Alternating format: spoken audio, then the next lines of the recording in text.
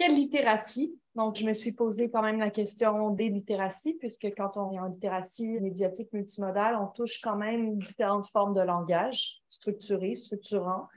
Et à mon avis, il faut travailler avec ces 4 littératies, donc être capable de comprendre, décoder, s'exprimer à l'aide de la multimodalité avec toutes sortes de textes ou de documents ou même d'installations. Donc, la multimodalité a cette souplesse de nous permettre d'appréhender à peu près n'importe quoi, puisqu'on peut aller chercher des indices dans à peu près tout et ce qu'on essaie de comprendre ou d'interpréter n'a pas besoin d'être préstructuré pour nous. Hein? On doit le faire, on doit faire cet effort-là. Dans le cas de la littératie médiatique, on a des codes plus stabilisés avec des médias pour lesquels on peut apprendre des caractéristiques de ces textes-là et qui nous permettent encore là de les appréhender, mieux les comprendre, parce qu'on en saisit davantage la structure et la forme. Pour la littératie, à mon avis, tout le champ, parce que là, je parle de littératie, mais ce sont des champs d'études, hein, surtout. Donc, tout le champ de la littératie informationnelle nous aide, comme le fait la thèse de Joannie Plot, à comprendre comment on fait pour structurer l'information qui elle-même défile sans être préstructurée hein, pour nous, donc soit en consultant l'information en ligne ou sur différents supports. Donc, et là, on renvoie à toutes les recherches en sciences de l'information, par exemple, et on renvoie aussi à ce que Nolwenn présentait hier, c'est-à-dire ces croisements entre littératie médiatique et littératie informationnelle et approche critique. Et la littératie numérique, donc comment est-ce que ces connaissances qu'on a sur les propriétés numériques textuelles, toujours, évidemment, puisqu'on est toujours en littératie, on essaie de lire, comprendre, réagir, interpréter, et donc comment ces formes, formats, ces propriétés numériques viennent modifier à la fois l'information, mais aussi la littérature, comme on vient de voir dans les 2 derniers jours, et ça, évidemment, en contexte de culture et de pratique culturelle, constamment en changement. Donc, c'est le grand mandat. Ce sont, à mon avis, les champs d'études qu'il faut garder avec soi pour penser la formation. Mais quelles approches? À mon avis, il faut vraiment être du côté de la sémiotique pour peut-être y revenir. On a été en enseignement du français très, très, très influencé par les sciences cognitives depuis presque 20 ans. Je pense qu'il faut garder ces savoirs qu'on a développés en sciences cognitives, donc sur les processus hein, qui sont mis en œuvre. On est toujours en train de mobiliser nos processus cognitifs, donc il fallait les comprendre, mais on a peut-être mis un peu de côté tout le savoir autour des propriétés textuelles et de l'interaction entre ces processus cognitifs et ces propriétés textuelles. Et c'est vraiment dans cette articulation-là qu'à mon avis, on devrait situer les compétences en didactique du français. Plein de cas de figure liés aux connaissances de ces 4 littératies-là que je présentais précédemment.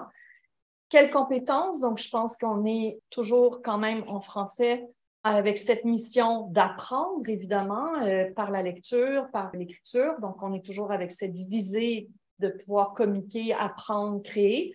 Mais les procédés pour le faire, à mon avis, sont autour du sens. Donc, construire du sens, réagir au sens, en produire, en éditorialiser. Je pense que ça, c'est la dimension qui est la plus numérique parce que maintenant, on publie, on communique par la publication, on s'auto-publie et dans toutes sortes de formats avec des compétences de design qui sont essentielles. On design les textes maintenant. Il y a un travail, et moi, j'ai beaucoup appris avec Monique Richard à faire des beaux diaporamas parce que ça fait partie de ce que j'offre aux gens comme acte de communication, qu'une mise en forme esthétique, où on comprend, où on a envie de regarder, de s'intéresser, de faire les liens entre les images, le texte, les couleurs, la typographie. Et je pense que tout ce travail-là devrait se faire en cours de français et sous toutes ces formes numériques. Donc, construire du sens, mais sous toutes ces formes numériques, à chaque fois y réagir et l'éditorialiser. Donc, voilà, j'arrive à l'essentiel de mon propos.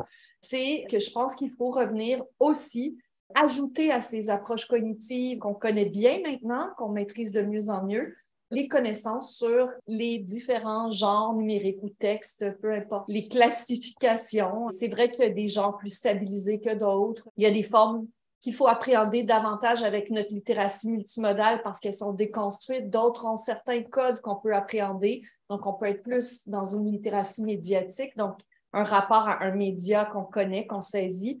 Et là, je pense qu'il faut y aller avec ce qu'on disait hier. Bien, faisons entrer des corpus diversifiée et continuons à travailler sur nos processus qu'on connaît bien, mais toujours en interaction avec ces corpus numériques.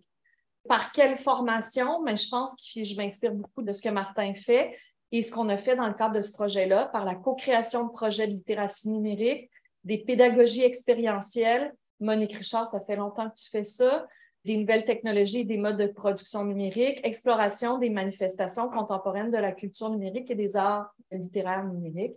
Donc, voilà, je pense qu'on est un peu dans ces formations qui pourraient structurer la formation initiale et continue.